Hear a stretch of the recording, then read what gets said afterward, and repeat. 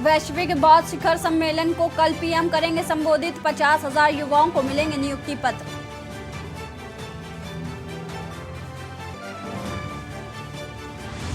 Anti narcotics task force प्रमुखों के सम्मेलन का आज उद्घाटन करेंगे अमित शाह। रोड मैप की देंगे जानकारी। सीएम योगी का 2 दिवसीय गोरखपुर दौरा। निकाय चुनाव में क्लीन स्वीप का देंगे मंत्र। कुशीनगर, महाराजगंज, देवरिया के बीजेपी कार्यकर्ताओं संग करेंगे बैठक। ज्ञानवापी मामले में सुनवाई आज। वाराणसी कोर्ट में पूजा और राग भोग को लेकर होगी बहस। पिछले साल शंकराचार्य अविमुक्तेश्वरानंद ने दाखिल की थी याचिका। अतीक की पत्नी शाइस्ता को लेकर नया खुलासा। रियल एस्टेट की बड़ी कारोबारी है लेडी डॉन। सीएम योगी करेंगे हाई लेवल मीटिंग। देश के 8 राज्यों में तापमान 40 डिग्री के पार। बिहार, बंगाल में लू का कहर। नॉर्थ वेस्ट इंडिया में बारिश से 2-4 डिग्री तक गिरेगा पारा। आप देख रहे हैं के न्यूज, खबरों का सारथी। नमस्कार, आप सभी का स्वागत है। मैं हूं आपके साथ सपना झा। 3 शूटरों को लेकर कोर्ट से निकली पुलिस। कॉलविन अस्पताल के बाहर सुरक्षा व्यवस्था बढ़ाई गई है।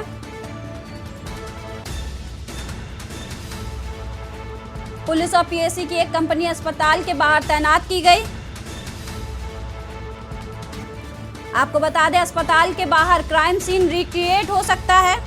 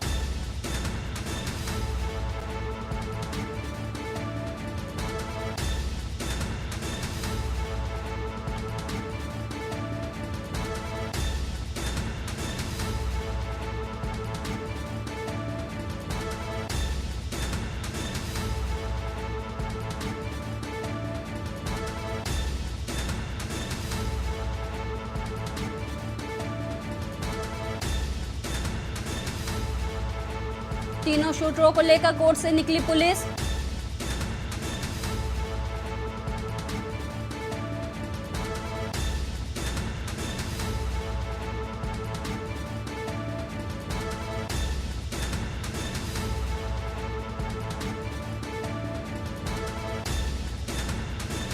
कस्टडी रिमांड के लिए बुधवार को मुख्य न्यायिक मजिस्ट्रेट के सामने तीनों को पेश किया गया। रिमांड मंजूर होते ही तीनों को सुरक्षा के मद्देनजर कॉलविन अस्पताल भेजा गया। इसके बाद रिमांड के लेकर बहस भी हुई। आपको बता दें, एसआईटी ने सीजीएम दिनेश कुमार गौतम की कोर्ट में प्रार्थना पत्र दिया था। तीनों हत्या आरोपियों को कड़े सुरक्षा प्रबंध के बीच प्रतापगढ़ जेल से लाकर पेश किया गया। गिरफ्तारी के बाद उन्हें न्यायिक हिरासत में भेज दिया गया है। इससे पहले वरिष्ठ पुलिस अधिकारियों ने कचहरी की सुरक्षा व्यवस्था का जायजा लिया और निर्देश भी दिए।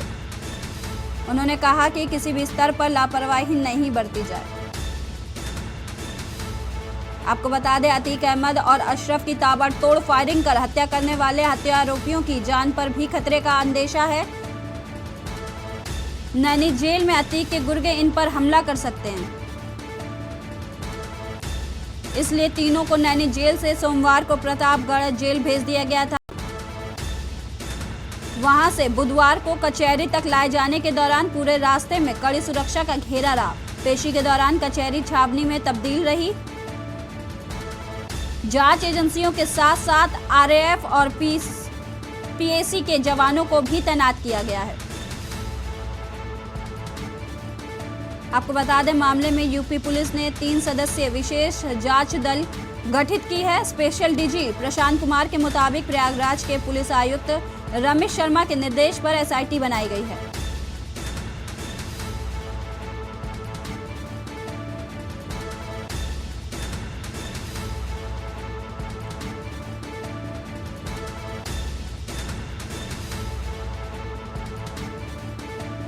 प्रयागराज में माफिया अतीक अहमद और उसके भाई अशरफ मर्डर केस में तीनों आरोपियों की कस्टडी मंजूर कर ली गई है।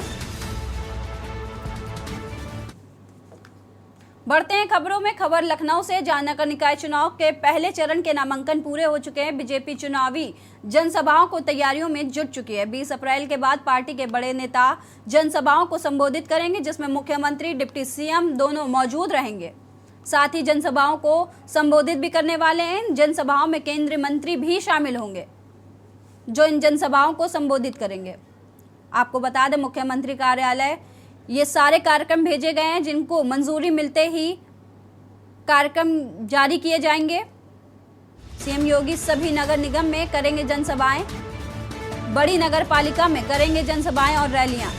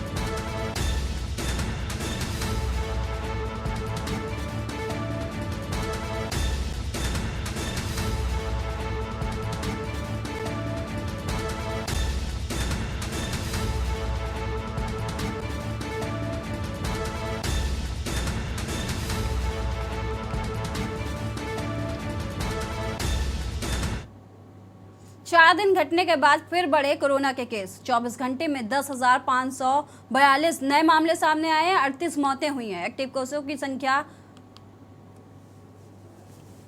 63,000 पहुंची है। गाजियाबाद में कोरोना के 24 घंटे में 117 नए मामले सामने आए हैं। कोरोना के चलते एक मरीज की मौत भी हो गई है। एक्टिव मरीजों की संख्या 436 पहुंची है।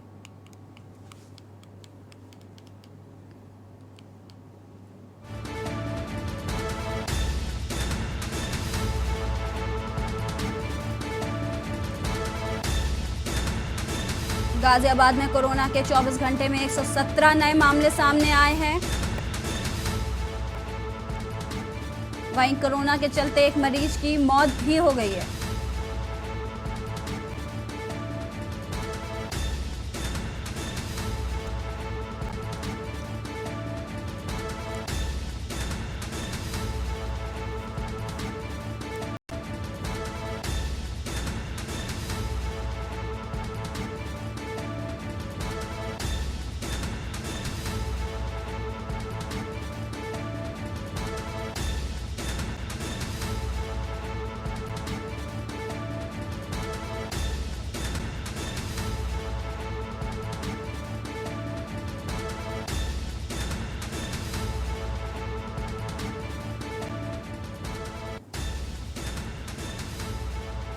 तमाम जानकारी के लिए हमारे साथ प्रवीण गुप्ता जुड़ चुके हैं। जी प्रवीण, कोरोना का कहर एक बार फिर बढ़ता हुआ नजर आ रहा है। इसको लेकर स्वास्थ्य विभाग और जिला प्रशासन द्वारा क्या कुछ तैयारियां की गई हैं?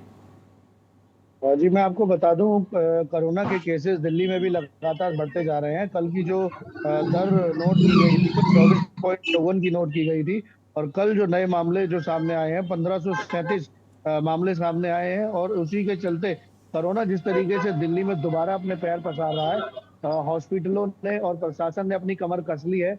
हर तरीके की तैयारियां प्रशासन ने एकदम दुरुस्त कर दी गई है। जिस तरीके से पिछली बार केंद्रीय स्वास्थ्य मंत्री मनसुख मंडाविया जी ने जब 2 दिन की लॉकडाउन रखी थी, तो उसके बाद से ही सभी हॉस्पिटलों के अंदर, अस्पतालों के अंदर सारी चीजें सुचारू रूप से चल रही हैं। और लेकिन सोचने वाली बात यह है कि हॉस्पिटलाइज जो हॉस्पिटल हैं उनमें तो सारी चीजें सुचारू रूप से हैं, लेकिन आम जनता को भी ये सोचना होगा कि अगर कोरोना से बचना है तो नियमों पर एहतियात बरतनी होगी।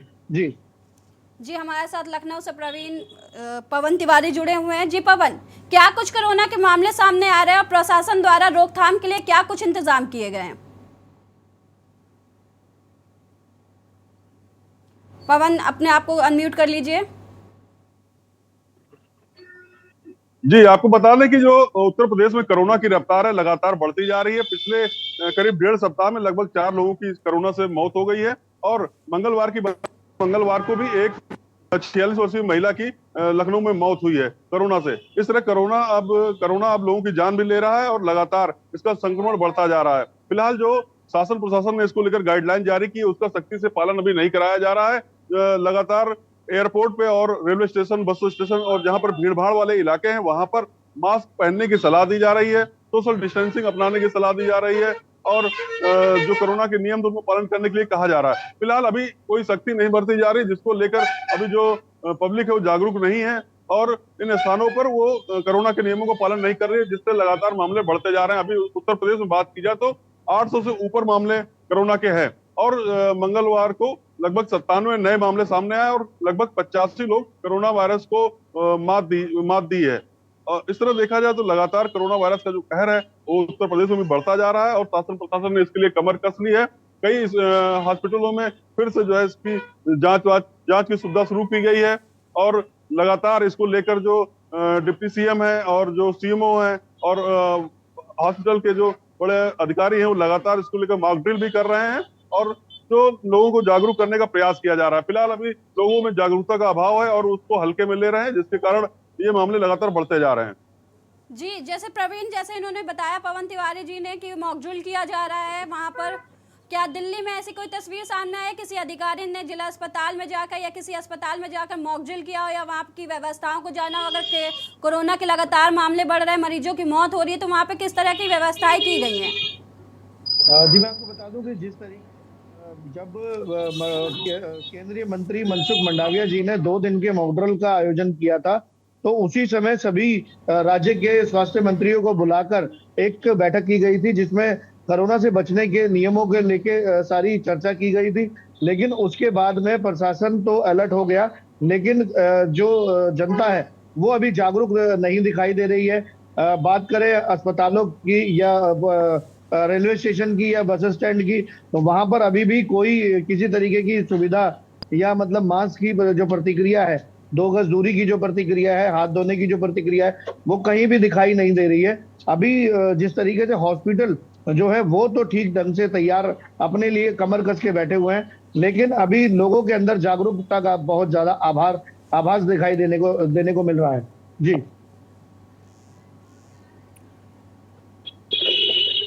जी पवन, जैसे कि उन्होंने बताया कि कोई व्यवस्थाएं नहीं की गई हैं, लगातार कोरोना के मामले सामने आ रहे हैं, लोग सतर्कता नहीं बरत रहे हैं, उसको लेकर क्या कुछ सख्ती से प्रशासन वहां पर लखनऊ में कुछ सख्ती कर सकती है? क्योंकि कोरोना के लगातार मामले बढ़ रहे हैं, लोग मान नहीं रहे हैं, ना सोशल डिस्टेंसिंग का पालन कर रहे हैं, तो ऐसे में प्रशासन द्वारा या सरकार द्वारा किस तरह के कदम सख्त उठाए जा सकते हैं?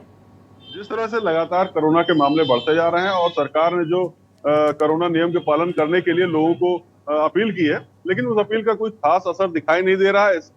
इसके कारण जो जिला प्रशासन है या सरकार है वो कोई कड़ा एक्शन भी ले सकती है, क्योंकि लगातार जो जिला प्रशासन अभी तक अपील कर रहा है लोगों से मास्क पहनने की, सोशल डिस्टेंसिंग अपनाने की, सैनिटाइजर हाथों को धोने की, लेकिन अभी लगातार उस अपील का कोई फॉलो नहीं कर रहा है, जिसको लेकर जिला प्रशासन अगर इसी तरह मामले और बढ़ते रहे और मौतों का सिलसिला अगर आगे बढ़ा तो इसको लेकर जिला प्रशासन सख्त कदम उठाएगा और मास्क ना पहनने पर कार्रवाई भी कर सकता है। इसके अलावा जो भीड़ भाड़ वाले जिले स्थान है वहां पर भी कार्रवाई की जा सकती है और कुछ प्रतिबंध भी लगा सकते हैं। फिलहाल अभी ऐसा कोई आदेश तो नहीं आया है, लेकिन जिस तरह मामले लगातार बढ़ते जा रहे हैं और लोग जो कोरोना है उसके लेकर सतर्क नहीं है, जागरूक नहीं है, बनाए गए उसका पालन नहीं कर रहे हैं, तो इनको पालन कराने के लिए कुछ प्रतिबंध, नए कड़े कानून भी, नए प्रतिबंध लगा सकते हैं लोग।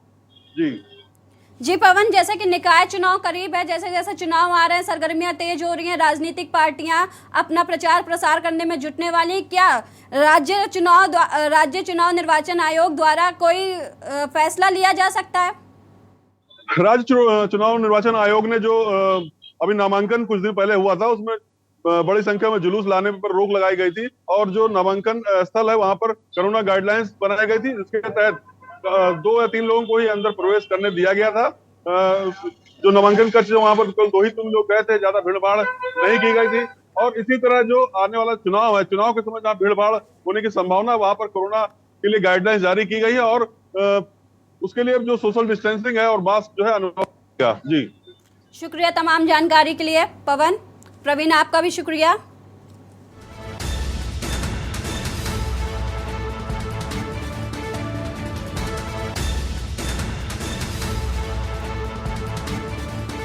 आपको बता दें, देश में एक बार फिर कोरोना लगातार अपने पैर पसार रहा है। 4 दिन मामले घटने के बाद एक बार फिर रफ्तार पकड़ता दिखाई दे रहा है कोरोना के मामले।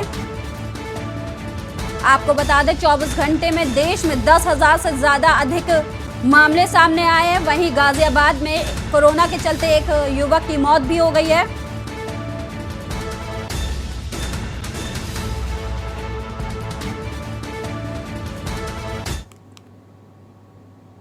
खबर दिल्ली से, जहां बीजेपी अध्यक्ष जेपी नड्डा का कर्नाटक में कार्यक्रम प्रस्तावित किया गया है। आज कर्नाटक में रोड शो और जनसभा करेंगे अमित शाह।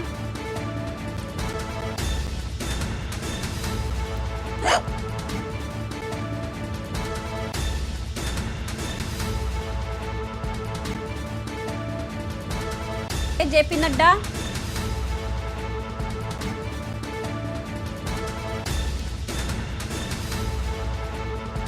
आज कर्नाटक में करेंगे रोड शो और जनसभा।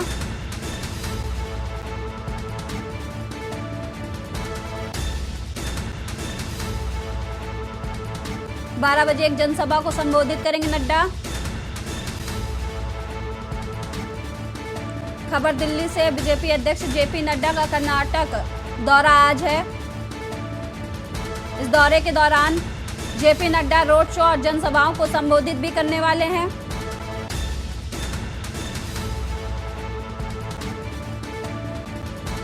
बारह बजे एक जनसभा को संबोधित करेंगे बीजेपी राष्ट्रीय अध्यक्ष जेपी नड्डा।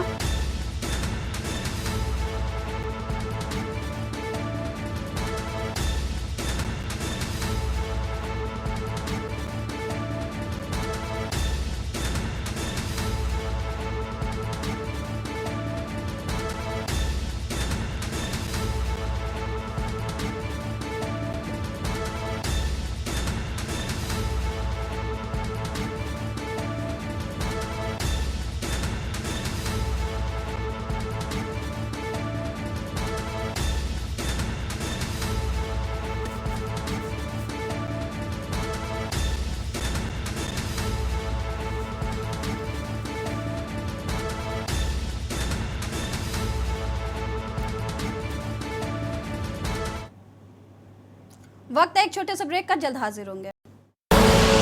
आप देख रहे हैं के न्यूज, खबरों का सारथी। ब्रेक के बाद आप सभी का स्वागत है। बीजेपी अध्यक्ष जेपी नड्डा का आज कर्नाटक दौरा है।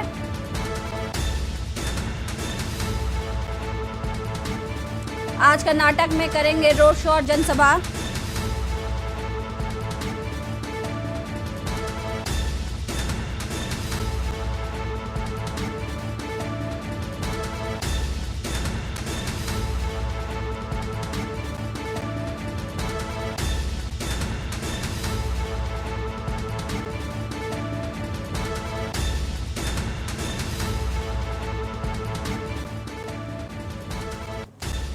प्रवेश शर्मा तमाम जानकारी के लिए हमारे साथ जुड़ चुके हैं। जी प्रवेश, कर्नाटक के दौरे पर जेपी नड्डा है, इसको लेकर क्या कुछ जानकारी है? जी बिल्कुल, मैं बता दूं, जैसे जैसे चुनाव की तारीख नजदीक आ रही है और कर्नाटक में जो है सियासी गरमाई जो है बढ़ती नजर आ रही है। बीजेपी के राष्ट्रीय अध्यक्ष जेपी नड्डा 2 दिन के कर्नाटक के दौरे पर है और जिसके अंतर्गत वो कल कर्नाटक पहुंच चुके थे और उन्होंने कल कर्नाटक के कई जो स्थानीय नेता हैं उनसे मुलाकात भी की थी और आज वो एक रोड शो करने जा रहे हैं जिसके अंतर्गत वो ये दिखाने या दर्शाने की कोशिश करेंगे कि कर्नाटक में जो पूरी जनता है वो उसके समर्थन में है। जी प्रवेश, अभी फिलहाल में जैसे कि पूर्व सीएम थे वहाँ के कर्नाटक के, उन्होंने बीजेपी का दामन छोड़ कांग्रेस का हाथ थामा था। लगातार पूर्व सीएम द्वारा और डिप्टी सीएम द्वारा दोनों ने कांग्रेस का हाथ थाम लिया। क्या जेपी नड्डा उसके जो बीजेपी की अंतरकला सामने आ रही है उसको लेकर कोई बैठक कर सकते हैं? जी देखिए, मैं आपको बता दूं, जो कर्नाटक के पूर्व सीएम जगदीश शेट्टर थे, उन्होंने बीजेपी को छोड़कर कांग्रेस ज्वाइन किया। उनका कारण ये था क्योंकि बीजेपी ने उन्हें टिकट नहीं दिया था। दूसरी बड़ी बात मैं बता दूं कि सुदीप जो कन्नड़ के बहुत टॉप के फिल्म स्टार है, उन्होंने बीजेपी हाल ही में ज्वाइन किया है। वो आज जेपी नड्डा के साथ रोड शो में शामिल होंगे और वो भी आज अपना नामांकन दर्ज करेंगे। इसके अलावा मैं बता दूं, जो पूर्व सीएम जगदीश थे, उनकी नाराजगी सिर्फ इस बात पे थी कि वो चुनाव लड़ना चाहते थे और बीजेपी ने उनको टिकट नहीं दिया था, जिसकी वजह से उन्होंने बीजेपी को छोड़कर कांग्रेस का दामन थामा है। देखने वाली बात यह है कि बीजेपी को कहीं ना कहीं ये बात चुप रही है, जिसकी वजह से टॉप के जो कन्नड़ फिल्म स्टार है उनको तुरंत बीजेपी ज्वाइन कराई और आनंद फानन में उनको टिकट देने का वादा किया। और मैं आपको बता दूं कि कहीं ना कहीं जो ये जगदीश है पूर्व सीएम थे, उनका नुकसान हो सकता है कि बीजेपी को उठाना पड़ जाए। जी प्रवेश,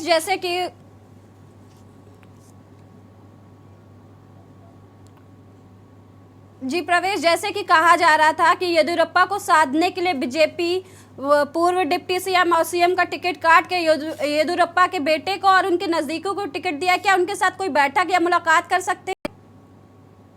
जी देखिए, मैं पहले ही आपको बताया कि कल जब हुबली पहुंचे थे कर्नाटक में जेपी नड्डा, तो उन्होंने सबसे पहले जो है वहाँ के स्थानीय नेताओं से बातचीत की थी, मुलाकात की थी और उन्होंने एक रणनीति तय की थी। और आने वाले समय में जो 13 मई को जो है कर्नाटक में 10 मई को जो चुनाव होगा उसको लेकर जो सरगर्मियां उन्होंने तेज की और उसी को लेकर बात की और उसी संदर्भ में जो है आज वो रोड शो कर रहे हैं। दूसरी बड़ी बात मैं आपको बता दूं, वो चाहते हैं कि बीजेपी किसी भी कीमत पर कर्नाटक ना हारे और कर्नाटक बीजेपी का गढ़ माना जाता है और कर्नाटक को कभी भी बीजेपी चाहती नहीं है कि वो हार जाए, लेकिन ये आने वाले समय में तय होगा, ये जनता तय करेगी और देखने वाली बात होगी। जी शुक्रिया तमाम जानकारी के लिए प्रवेश।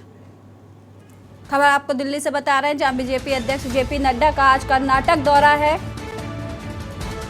कर्नाटक में रोड शो और जनसभा को संबोधित करेंगे जेपी नड्डा।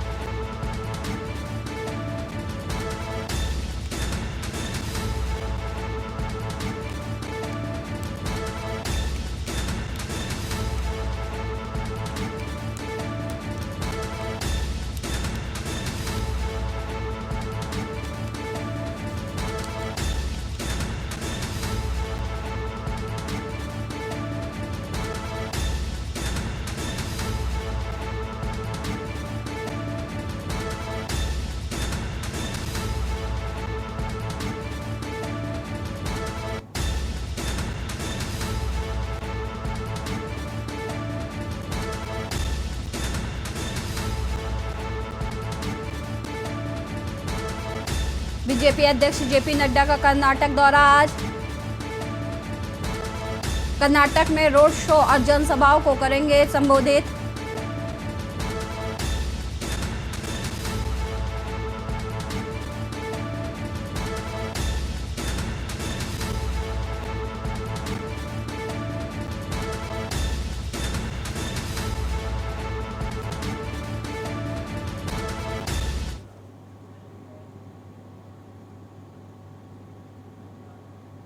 खबर प्रयागराज से आ रही है, जहां तीनों शूटरों को लेकर कोर्ट से निकली पुलिस। कॉलविन अस्पताल के बाहर सुरक्षा बढ़ाई गई है। पुलिस और पीएसी की एक कंपनी अस्पताल के बाहर तैनात की गई है।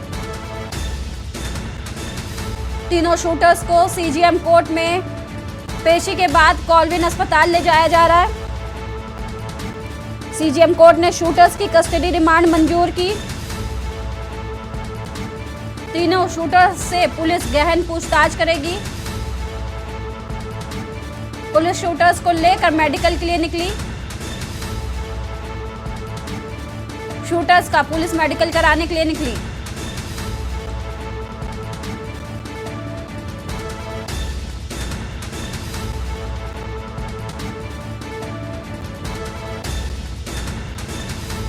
कॉलविन अस्पताल के बाहर भारी सुरक्षा बल तैनात।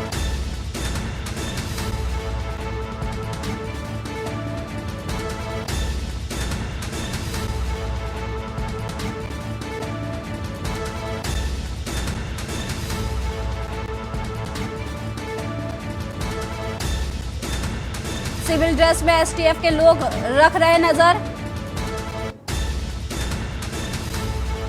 माफियाती अशरफ हत्याकांड के मामले में तीनों शूटर्स की कोर्ट में हुई पेशी।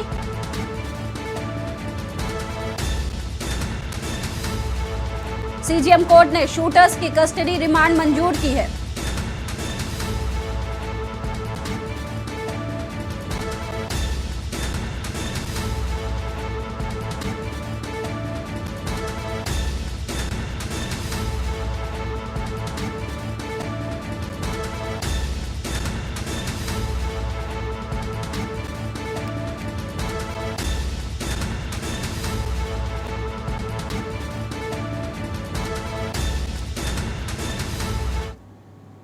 नगर निकाय के चुनाव के पहले चरण के नामांकन पूरे हो गए। बीजेपी चुनावी जनसभाओं की तैयारियों में जुट गई है। बीजेपी चुनावी जनसभाओं की तैयारियों में जुटी।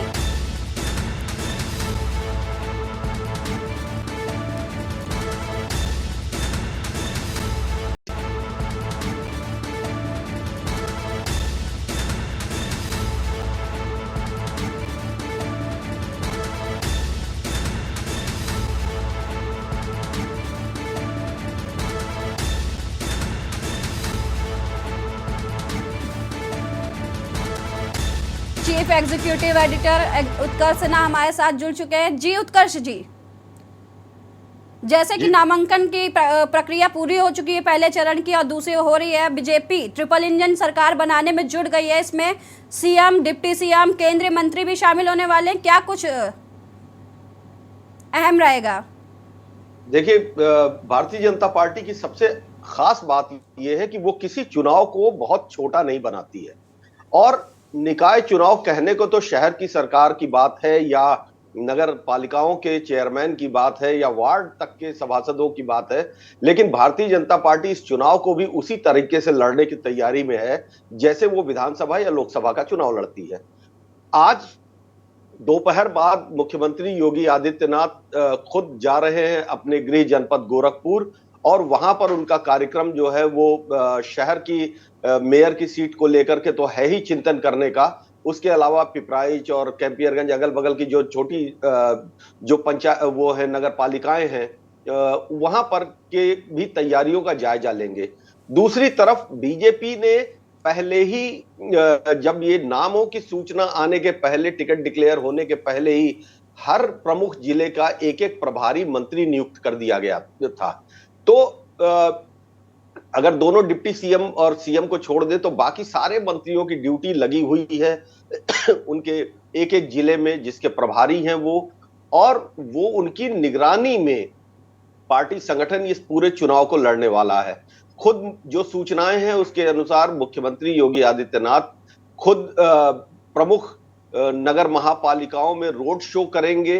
हालांकि जिस दौरान यहां पे चुनाव प्रचार हो रहा होगा उसी दौरान कर्नाटक में भी चुनाव प्रचार तेजी पर होगा और मुख्यमंत्री योगी आदित्यनाथ की कर्नाटक में भारी मांग है, तो वहां भी उनको रैलियां करनी है और उत्तर प्रदेश में भी करनी है। बीजेपी कोई कोर कसर नहीं छोड़ने वाली है इस पूरे अभियान के भीतर। हालांकि ये भी सच है कि बहुत जगह पे पार्टी को बगावत का सामना करना पड़ा है, वो एक दूसरी चुनौती है बागियों को संभालना या उसके नुकसान से बचना। लेकिन फिर भी पूरा अमला, सरकार का पूरा अमला इस चुनाव में लगेगा और हर मंत्री अपने क्षेत्र में ड्यूटी करेगा, जहां के वो प्रभारी बनाए गए हैं। साथ ही उनका जो अपना गृह जनपद है वहां की तैयारियां करना है, और ठीक वैसे ही चुनाव लड़ा जाएगा जैसे विधानसभा का चुनाव लड़ा जाता है।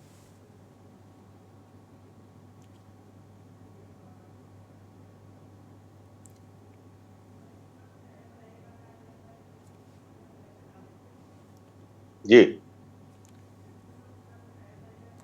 सर,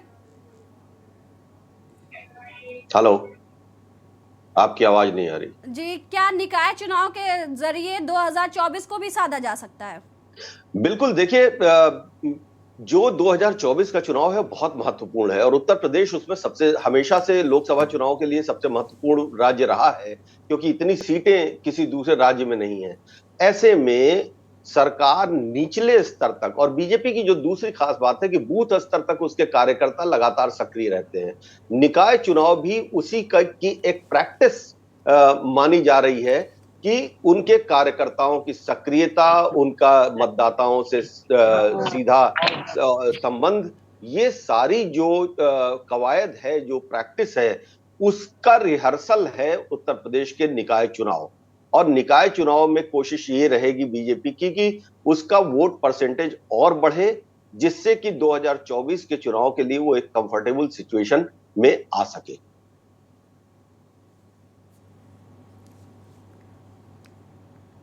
शुक्रिया तमाम जानकारी के लिए।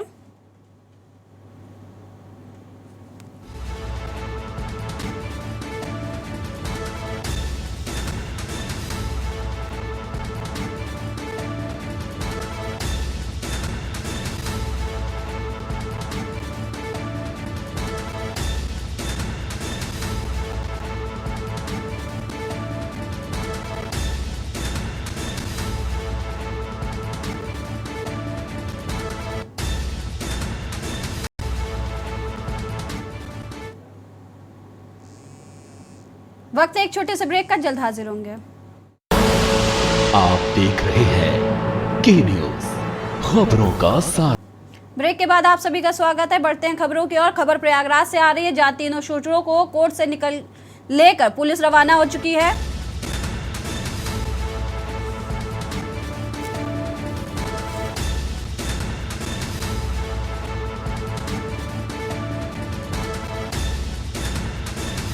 सीजेएम कोर्ट ने शूटर्स की कस्टडी रिमांड मंजूर की।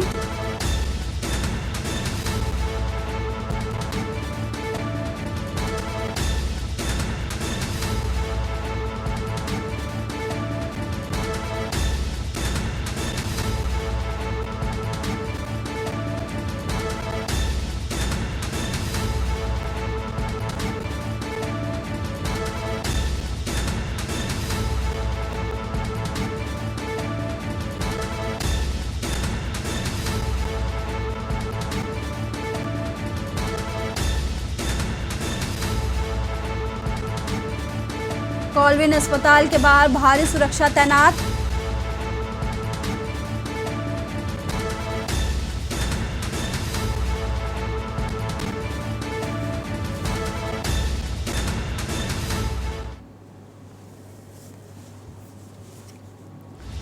राहुल मिश्रा प्रयागराज से हमारे साथ जुड़ चुके हैं। जी राहुल, कितने दिन की रिमांड दी गई है? जी, अभी रिमांड जो है, रिमांड की जो मांग हुई थी, अभी तक कोई ऐसा खुलासा नहीं होकर आया है, क्योंकि अभी हम जो कोर्ट से डायरेक्ट यहाँ ले जा रहा है हॉस्पिटल में, जिस हॉस्पिटल में उसने गोली मारा था अतीक अहमद और अशरफ को, उसी हॉस्पिटल सामने हम खड़े हुए हैं। आपको दिखाना चाहते हैं, दर्शकों को दिखाना चाहते हैं किस तरह से पुलिस व्यवस्था प्रशासन अपनी सैनिक तैनात है, और आगे चल के दिखाएं देखिए किस तरह से प्रशासन जो है अपनी छावनी बनाई हुई है। और प्लस उसके बाद आपसे बता दें कि जो प्रशासन है, ये सबसे बड़ी बात यह है कि यहीं पे कहीं अतीक अहमद को यहीं पे मारा गया था। ये देखें, यही वो जगह है जिस जगह गोली मारा गया था। वहीं पर आज उसका जो है यहाँ पर आगे मेडिकल होगा, क्योंकि ये अतीक का भी वो अशरफ का भी यहीं पे हुआ था। इसी को देखते हुए प्रशासन यहाँ पे अलर्ट दिखाई दिया, अलर्ट है, चार्ज टोकना है, क्योंकि कहीं अपनी घटना न घटे, इसीलिए प्रशासन पहले से ही मुस्तैदी बनाई रखी है। आपसे बता दें कि जिस हॉस्पिटल में खड़े हैं, जिस परिसर में, अभी तक वो तीनों जो गोली मारे थे, जो शूटर थे, वो अभी तक यहाँ नहीं आए हैं, रास्ते में हैं। जब आएंगे, आने के बाद यहाँ से मीडिया को भी आना अलाउ नहीं किए हैं, क्योंकि जिस परिसर में खड़े हैं यहीं पर वो जो तीनों शूटर आएंगे। और प्रशासन यहाँ ये कह दी है कि मीडिया अलाउ नहीं है, क्योंकि मीडिया बन के ही वो शूट आउट किए थे अतीक और अशरफ को। जी राहुल, वहाँ पर क्या कुछ सुरक्षा के इंतजाम है? जी आपसे बता दें, सुरक्षा चार चौकन है यहाँ पूरे प्रयागराज में। बता दें, प्रयागराज के साथ साथ जिस हॉस्पिटल में खड़े हैं, इसी हॉस्पिटल में वो तीनों आएंगे और उनका मेडिकल चेकअप होगा। और प्रशासन कहीं देखें, प्रशासन किस तरह से लगे हैं, पूरी प्रशासन यहाँ पे लगी हुई है, छावनी बनाई हुई है अपने, मतलब कि कहीं ऐसा ना हो कि शाइस्ता बेगम और क्या गुड्डू मुस्लिम नहीं पकड़ा गया है, कि इसे देखते हुए प्रशासन जो है कहीं न कहीं ये मान रही है कि कोई घटना न घटाए, कोई अपनी घटना न घटे। इसके लिए यहाँ पर प्रशासन एटू है, क्योंकि जब तक गुड्डू मुस्लिम और शाइस्ता बेगम पकड़ी नहीं जाएगी, तब तक प्रशासन को एक तरह से चुनौती है। प्रशासन अपने इसीलिए तैयारियां करी है, क्योंकि कहीं न कहीं कि ये लग रहा है कि इनके जो तीनों जो गोली मारे थे अतीक अहमद को और अशरफ को, उन्हें भी बचाने में लगे हुए हैं कि कहीं फिर से सवालों के घेरे में खाकी न हो जाए। इसलिए प्रशासन यहाँ पे अलर्ट है।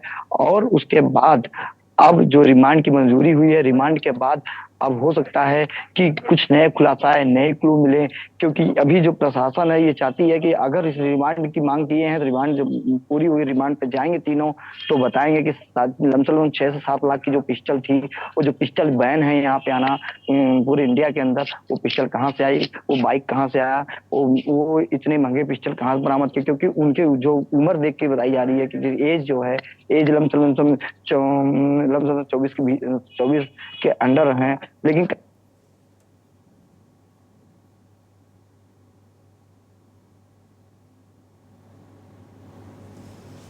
खबर प्रयागराज से है, जहां सीजीएम कोर्ट से पुलिस तीनों शूटरों को लेकर कॉल्विन अस्पताल के लिए रवाना हो चुकी है। कुछ ही देर में तीनों शूटरों को लेकर पुलिस कॉल्विन अस्पताल पहुंचेगी, जहां उनका मेडिकल कराया जाएगा। इस दौरान कोई घटना ना घटे, उसको लेकर पुलिस बल तैनात की गई है, भारी सुरक्षा के इंतजाम किए गए हैं।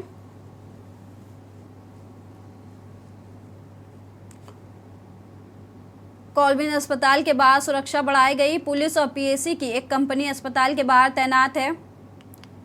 वहीं बताया जा रहा है कि अस्पताल के बाहर क्राइम सीन रिक्रिएट हो सकता है एसटीएफ द्वारा।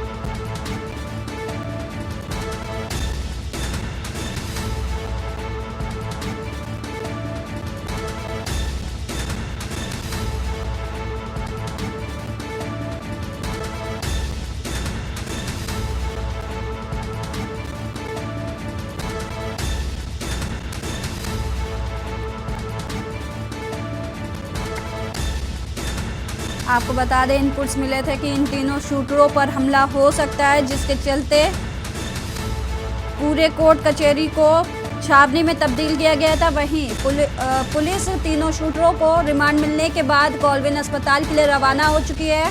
वहीं किसी तरह की घटना को अंजाम ना दिया जा सके, इसके लिए पुलिस पहले से अलर्ट मोड पर नजर आ रही है। वहां पर कॉलविन अस्पताल के बाहर पीएसी की बड़ी पुलिस बल संख्या तैनात है।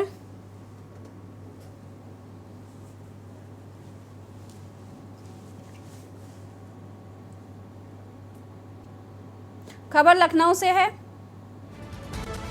अपना दल एस ने उम्मीदवार किया घोषित।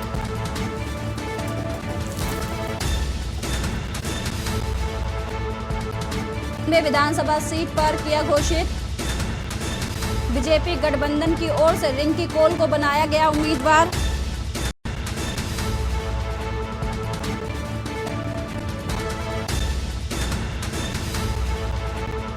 खबर लखनऊ से। अपना दल एस ने उम्मीदवार घोषित कर दिया है। 96 विधानसभा सीट पर उम्मीदवार किया घोषित। बीजेपी गठबंधन की ओर से रिंकी कोल को बनाया गया उम्मीदवार।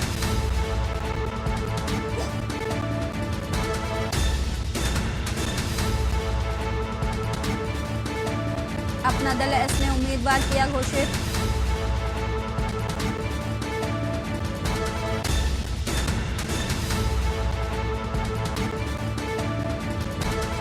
बीजेपी गठबंधन की ओर से रिंकी कोल को बनाया गया उम्मीदवार। 96 विधानसभा सीट पर रिंकी कोल को बनाया उम्मीदवार। खबर लखनऊ से है। अपना दल एस ने उम्मीदवार किया घोषित। 96 विधानसभा सीट पर उम्मीदवार किया घोषित। बीजेपी गठबंधन की ओर से रिंकी कोल को बनाया उम्मीदवार।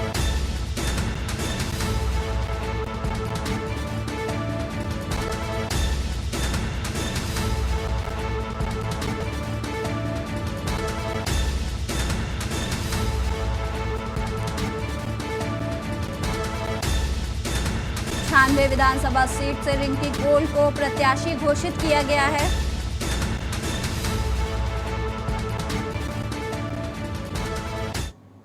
खबर दिल्ली से है। बीजेपी ने स्टार प्रचारकों की सूची जारी की।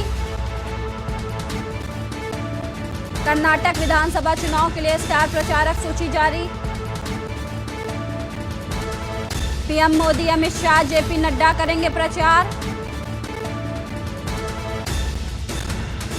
यूपी सीएम योगी आदित्यनाथ भी स्टार प्रचारक।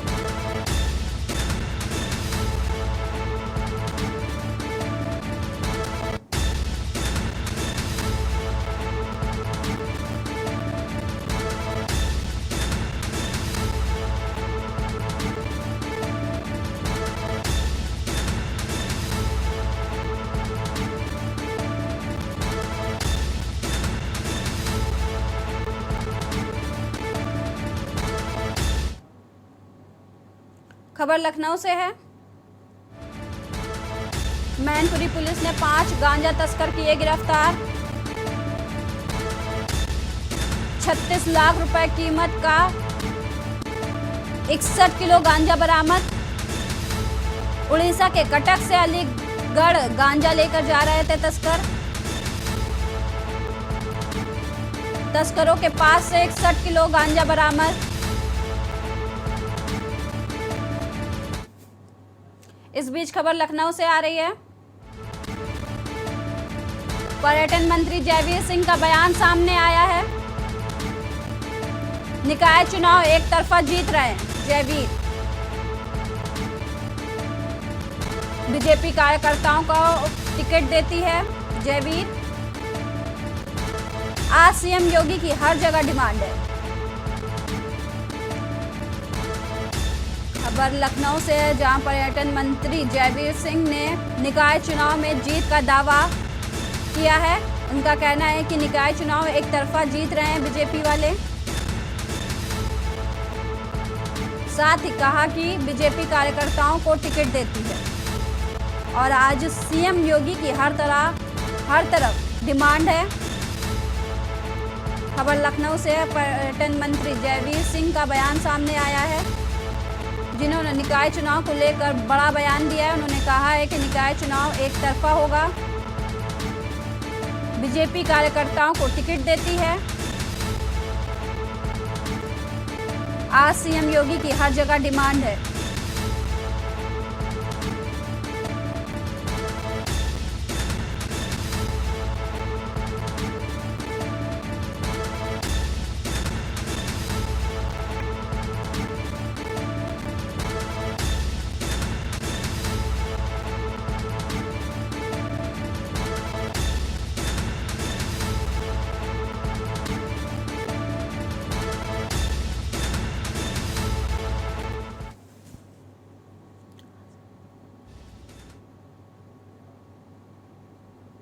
खबर दिल्ली से है। नेपाल के राष्ट्रपति दिल्ली एम्स में होंगे भर्ती। रामचंद्र पैडल दिल्ली एम्स में भर्ती होंगे। नेपाल के राष्ट्रपति को फेफड़ों में इंफेक्शन हुआ। नेपाल के राष्ट्रपति दिल्ली एम्स में होंगे भर्ती।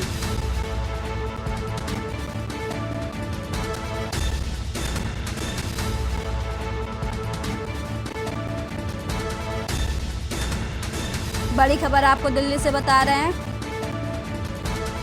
जहां नेपाल के राष्ट्रपति को फेफड़ों में इंफेक्शन होने के कारण उनको एम्स में इलाज के लिए भर्ती कराया जाएगा।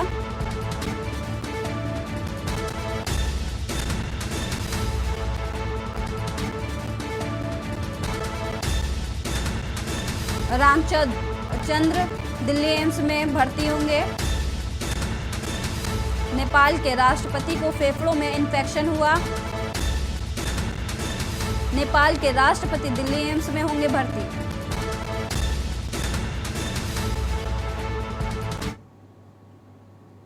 फिलहाल खबरों में इतना ही। देखते रहिए के न्यूज़। आप देख रहे हैं के न्यूज़, खबरों का सारथी।